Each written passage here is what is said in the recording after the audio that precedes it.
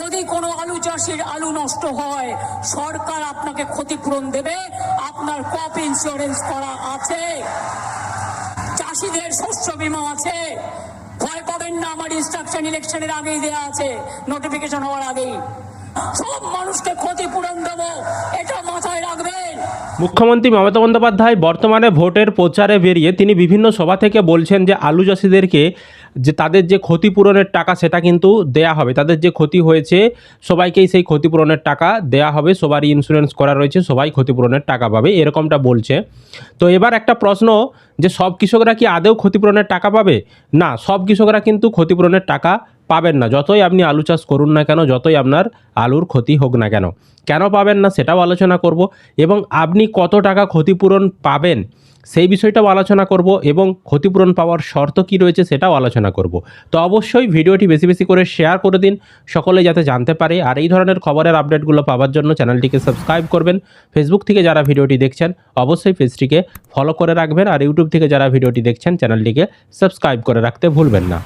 দেখুন, পশ্চিমবঙ্গে কৃষকদের জন্য যে বাংলা শস্য বীমা প্রকল্প চালু করা রয়েছে, তার জন্য কৃষকদেরকে প্রতি বছর 2 বার করে বিমার ফর্ম জমা করতে হয় এবং বিমা করতে হয়। অটোমেটিক বিমা কিন্তু হয়ে যায় না, এ কথাটা মাথায় রাখবেন। যে আপনি ধান চাষের সময় খরিফ সিজনে ধান চাষ করেছেন যে আপনার অটোমেটিক বিমা করে দেবে তা কিন্তু নয়। আলু চাষের সময় আলু চাষ করেছেন অটোমেটিক আপনার বিমা করে দেবে তা কিন্তু নয়।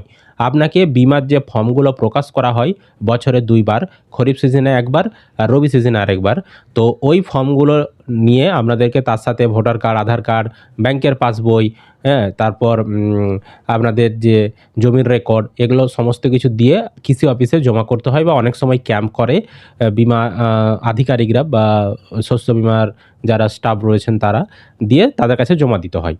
তো তারা সেই আপনাদের তথ্যগুলো ফর্মগুলো নিয়ে যায়, দিয়ে তারা কম্পিউটারে এন্ট্রি করে আপনাদের বিমা করে দেয়। সরকার কি করে? সরকার আপনাদের হয়ে যে প্রিমিয়ামটা দিতে হয় সেই প্রিমিয়ামটা সরকার দিয়ে দেয়। আগে নইলে আলু আর আখ চাষের জন্য প্রিমিয়াম কৃষকদেরকে দিতে হতো, কিন্তু সেটাও বর্তমানে এখন রাজ্য সরকার দিয়ে থাকে। মানে কৃষকদেরকে বিনামূল্যে এই বিমার সুবিধা দেয়, কোনো রকম টাকা কৃষকদেরকে দিতে হয় না। আপনারা শুধু ফর্ম জমা করলেই হবে, তার সঙ্গে কাগজ জমা করলেই হবে, আপনাদের বিমা কিন্তু হয়ে যায়। বুঝতে পেরেছি?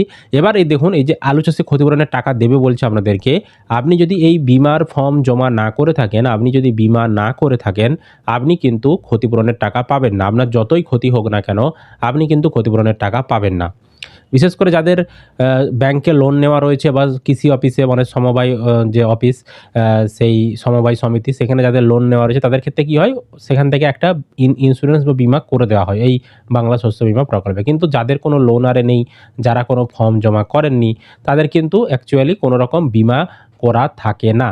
তো আপনাদের বিমা করা রয়েছে কি নেই সেটা কিন্তু অনলাইনে চেক করা যায়, ক্ষতিপূরণের টাকার অ্যামাউন্টটাও চেক করা যায়। সেগুলো আপনি কিভাবে মোবাইল থেকে চেক করবেন আমি একটু পরেই দেখাচ্ছি। আরেকটা বিষয় আমি আলোচনা করছি, যে আপনার এলাকায় কিন্তু 1-2 জন কৃষকের ক্ষতি হলে টাকা পাবেন না, ক্ষতি অনেক কৃষকের হতে হবে তবেই কিন্তু টাকা পাবেন। সেই সংখ্যাটা মোটামুটি 25% বা তার বেশি কৃষকের ক্ষতি হলে তবেই কিন্তু সেই এলাকার কৃষকেরা ক্ষতিপূরণের টাকা পাবে। আর আরেকটা বিষয়, আলুর দাম না থাকলে ক্ষতিপূরণের টাকা দেবে, এই ধারণাটা কিন্তু ভুল। ঠিক আছে, এটা কিন্তু ক্ষতিপূরণের মধ্যে পড়ে না। আলুর দাম নেই আপনাদেরকে ক্ষতিপূরণের টাকা দেবে, মূলত ক্ষতিপূরণের টাকা দিবে কোনো প্রাকৃতিক বিপর্যয়ে, হ্যাঁ, বা পোকামাকড়ের আক্রমণে আপনার জমির ফসল নষ্ট হয়ে গেল, হ্যাঁ, বা আলু পচে গেল, হ্যাঁ, আলু ধাসা লেগে গেল, এই ধরনের যে ক্ষতিগুলো হয়ে থাকে, জলে ডুবে গেল, তারপরে যে আলুর ক্ষতি হলো, এই ধরনের ক্ষতি হলে তবেই ক্ষতিপূরণের টাকা পাবেন। ঠিক আছে, অনেকেরই ধারণা যে আলুর দাম নেই সেই কারণে আপনারা ক্ষতিপূরণ পাবেন, সেটা কিন্তু নয়। এই যে বর্তমানে বৃষ্টি হলো, বৃষ্টির ফলে অনেক জায়গায় আলুর জমি জলের তলায় চলে গেছে, এর ফলে আলুর ক্ষতি হয়েছে, তো সেই সকল ক্ষেত্রে কিন্তু ক্ষতিপূরণের টাকা কিন্তু দেওয়া হবে।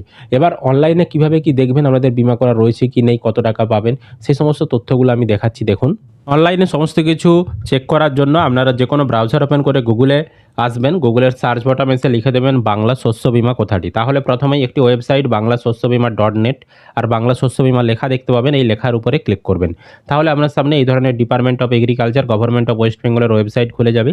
এবার এই ওয়েবসাইটে আসার পর এখানে দেখবেন একটি অপশান রয়েছে উপরের দিকে, দেখুন চেক ইন্স্যুরেন্স কভারেজ বলে, এই অপশানটাই আপনি ক্লিক করবেন। তো এখানে যখনই ক্লিক করবেন আপনার সামনে পরবর্তী এই ধরনের পেজ খুলে যাবে। এবার এখানে দেখুন, এখানে আপনাকে এন্টার ভোটার কার্ডের নাম্বারের ঘরে যেই কৃষকটির আপনি চেক করতে চাইছেন তার ভোটার কার্ডের নাম্বার বসাবেন। আর এই সিজনে এখানে রবি না খরিফ সেটা আপনাকে বসাতে হবে। আর অর্থ বছরটা এখানে সিলেক্ট করতে হবে। তো আরেকটা জিনিস, এগুলো যখন সিলেক্ট করছি মোবাইল থেকে তখন কিন্তু সিলেক্ট করা যাচ্ছে না, মোবাইল একটু সমস্যা হচ্ছে। সেক্ষেত্রে আপনারা ডেস্কটপ বা কম্পিউটার থেকে চেষ্টা করবেন, সেখান থেকে দেখবেন সিলেক্ট করা যাবে। তারপর এখানে আপনি চেক বোতামে ক্লিক করবেন সমস্ত কিছু বসানোর পর। তো যখনই চেক বোতামে ক্লিক করবেন, যদি আপনার নো ডাটা ফাউন্ড এই কথাটা দেখিয়ে দেয় তাহলে বুঝবেন আপনার কিন্তু রবি সিজনে এখনও বিমা করা নেই। মানে আপনি আলু চাষ করেছেন ঠিকই, কিন্তু আপনার ইন্স্যুরেন্স বা বিমা সেটা কিন্তু করা হয়নি। আপনার তথ্যটা বাংলা শস্য বিমার যে পোর্টাল সেখানে কিন্তু নেই। তার মানে ক্ষতিপূরণ আপনি কিন্তু পাবেন না। যতই ক্ষতি হোক আপনার, আপনি কিন্তু ক্ষতিপূরণের টাকা পাবেন না, কারণ আপনার বিমা করা নেই। বোঝাতে পেরেছি? আর আপনারা যখন সার্চ করবেন, সার্চ করার পর যদি নিচে এরকম তথ্য দেখিয়ে দেয়, মানে আপনার ভোটার কার্ডের নাম্বার, আপনার নাম, জেলার নাম, ব্লকের নাম, ক্রপের জায়গায় যদি আপনার পটাটো দেখায় এবং কতটা জমি ইন্স্যুরেন্স করা রয়েছে সেই এরিয়া, তারপর সাম ইন্স্যুরেন্স কত টাকা, গ্রস প্রিমিয়াম কত টাকা, এগুলো এই তথ্যগুলো যদি দেখিয়ে দেয় তাহলে বুঝবেন আপনার কিন্তু বিমা করা রয়েছে বাংলা শস্য বিমা প্রকল্পে আলু চাষের। সেক্ষেত্রে ক্ষতিপূরণ যদি আপনার এলাকায় দেওয়া হয় তাহলে কিন্তু আপনি ক্ষতিপূরণের টাকা পাবেন। এবার এখানে সাম ইন্স্যুরেন্স দেখতে পাচ্ছেন একটা অ্যামাউন্ট দেওয়া রয়েছে, সর্বোচ্চ এত টাকা পর্যন্ত আপনি ক্ষতিপূরণ পেতে পারেন। তবে সেটা নির্ভর করছে আপনার এলাকায় কীরকম পার্সেন্টেজে ক্ষতিপূরণ দেয় তার উপর। বুঝতে পেরেছি? তো এইভাবে কিন্তু আপনারা সকলেই একবার চেক করে দেখে নেবেন যে আপনি ক্ষতিপূরণের টাকা পাবেন কি না, পেলেও কত টাকা ক্ষতিপূরণ পাবেন।